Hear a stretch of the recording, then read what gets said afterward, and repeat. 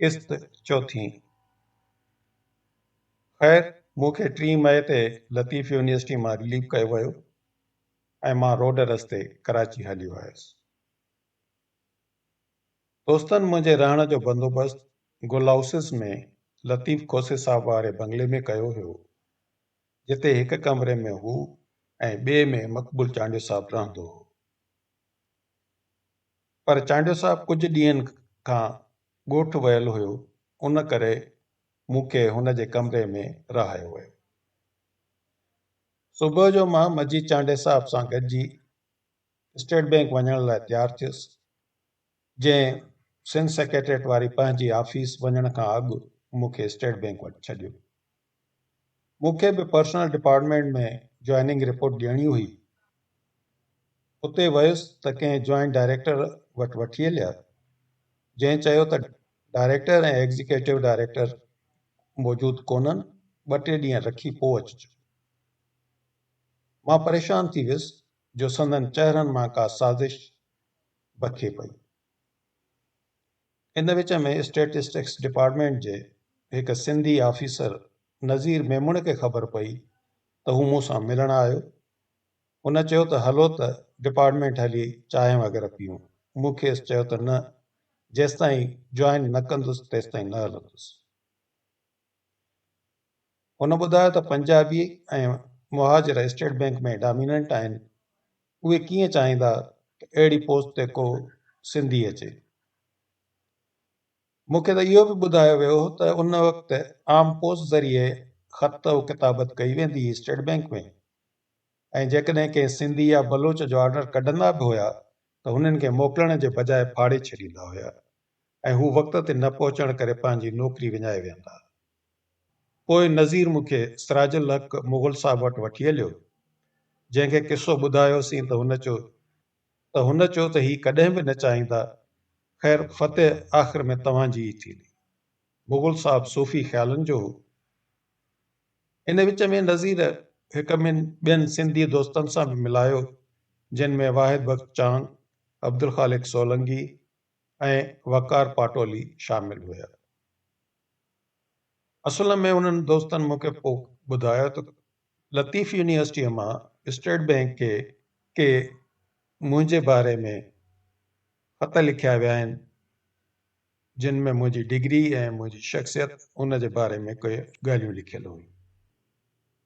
मां अॻु में ज़िक्र कयो आहे त असां वटि ग्रुप बंदी हुई, पर मां इहो कॾहिं न सोचियो त असांजा कलीग एतिरी हद ताईं किरी सघनि था।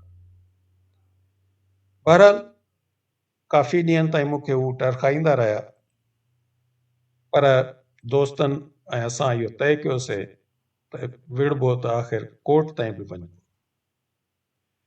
नेठ जॾहिं मां संदनि ॿुधायल तारीख़ ते स्टेट बैंक वियुसि त हुननि मूंखे बजाए जॉइन कराइण जे हिकु लेटर ॾिनो, जंहिंमें हुननि किन ॻाल्हियुनि जी वज़ाहत घुरी, जिन में इहो लिखियलु हो त तव्हांजी डिग्री इकोनॉमिक्स में आहे, जेतोणीकि इहा स्टेटिस्टिक्स में हुजणु खपंदी आहे। अहिड़ी रीति ज़रे घटि 15 मुख़्तलिफ़ पॉइंटूं हुन लिखियूं हुयूं। सोली सिंधीअ में इहो पिया चवंदा जान छॾ। मां उहो लेटर खणी डॉक्टर मजीद चांडे जी ऑफिस पहुतुसि त हुन पढ़ी चयो, इन जो जवाबु नज़ीर धूण साहब खां लिखायूं था, छो जो हू इन्हनि कमनि में माहिर आहे। नज़ीर धूण साहब सिंध सेक्रेटरीट में एडिशनल सेक्रेटरी हो। उहो आयो त साणसि तफ़सीली ॻाल्हि ॿोल थी। उन मूंखां घुर्बल काग़ज़ वरिता ऐं 1-2 ॾींहंनि में हिकु तफ़सीली जवाबु तयारु करे खणी आया, जंहिं ते वरी चांडे साहब जी ऑफिस में वेही नंढियूं तब्दीलियूं करे स्टेट बैंक में दाख़िल करण लाइ तयारु कयोसीं। इन विच में मां उन वक़्त जे पर्सनल डिपार्टमेंट जे डायरेक्टर रियाज़ अहमद सां मिली खेसि पंहिंजी पोज़ीशन वाज़े करे चुको हुयुसि। उन मीटिंग जो एहतमाम वाहिद बख्श चांग कयो हुयो, जॾहिं त ॿिए पासे वकार पाटोली बि पंहिंजे सिर अशफाक मेमण खे राज़ी करे रहियो हो त हू स्टेट बैंक जे गवर्नर डॉक्टर याकूब सां ॻाल्हाए। मां स्टेट बैंक में पंहिंजो जवाबु जमा करायो त ऑफिसर 2 ॾींहंनि खां पोइ अचण जो चयो।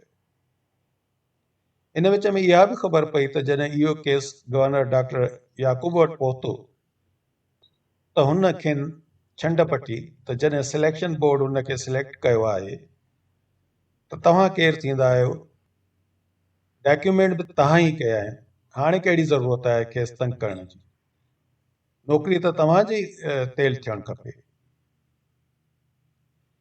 ॿिए ॾींहुं 11 मई ते जॾहिं मां पर्सनल डिपार्टमेंट वयुसि त साॻे ऑफिसर जो रवैयो ई तब्दील हो। सर करे वेहण जो चयो। थोरी देरि में मूंखे ऑफिस ऑर्डर ॾिनई। इन पूरी ड्रैग खे 7 या 8 ॾींहं लॻी विया ऐं जेका मूंखे जॉइनिंग 4 मई ते करणी हुई, पर हिननि ऑफर लेटर में उहा 7 मई 1999 जी लिखी ॾिनी। अहिड़ीअ रीति मां पहिरियों भेरो स्टेट बैंक जी स्टेटिस्टिक्स डिपार्टमेंट में वयुसि ऐं मुंहिंजे लाइ हिकु ख़ाली चैम्बर अॻु में तयारु हुयो, जेको काठ जो ठहियलु हो ऐं शीशे जो दरु हुयुसि। उन 6 फ्लोर ते हिकु चौथाई जेतिरी जॻह ते कंप्यूटर डिपार्टमेंट हुई। बाक़ी 3 हिसनि ते असांजी डिपार्टमेंट हुई।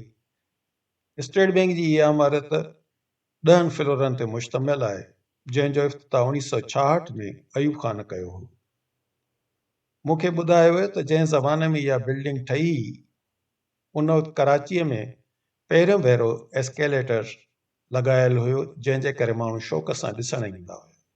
स्टेटिस्टिक्स डिपार्टमेंट में मुख़्तलिफ़ डेटा लाइ मुख़्तलिफ़ डिवीज़न हूंदियूं हुयूं, जिन में वरी मुख़्तलिफ़ सेक्शन हूंदा हुया ऐं हर जॉइंट डायरेक्टर खे 2-3 डिवीज़न मिलियल हूंदियूं हुयूं।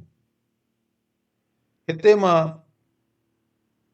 इहो ज़रूरु एतिराफ़ कंदुसि त मुंहिंजे लाइ हिते सभु कुझु नओं हो। बैंक जी टर्मिनोलॉजी मेथोडोलॉजी बिल्कुलु मुख़्तलिफ़ हुई, जिन सां कॾहिं मुंहिंजो वास्तो ई न पियो। जीअं balance of payment, monetary statistics, banking statistics, foreign investment वग़ैरह। जंहिं वक़्तु मां जॉइन कयो, उन वक़्तु डिपार्टमेंट जो डायरेक्टर मोहम्मद हनीफ़ हो, एडिशनल डायरेक्टर हबीबुल्ला, जॾहिं त नियाज़ मोहम्मद अरशद ऐं निसार अख्तर जॉइंट डायरेक्टर हुया, यानी मूं वारे साॻे ग्रेड में ई हुया। उन वक़्तु इकोनॉमिक एडवाइज़र मोहम्मद अशरफ जंजुआ हो, जेको कुझु साल बैंक जो डिप्टी गवर्नर बि रहियो। इकोनॉमिक एडवाइज़र जे हथ हेठि रिसर्च डिपार्टमेंट, मॉनेटरी पॉलिसी ऐं स्टेटिस्टिक्स डिपार्टमेंट हूंदी हुई।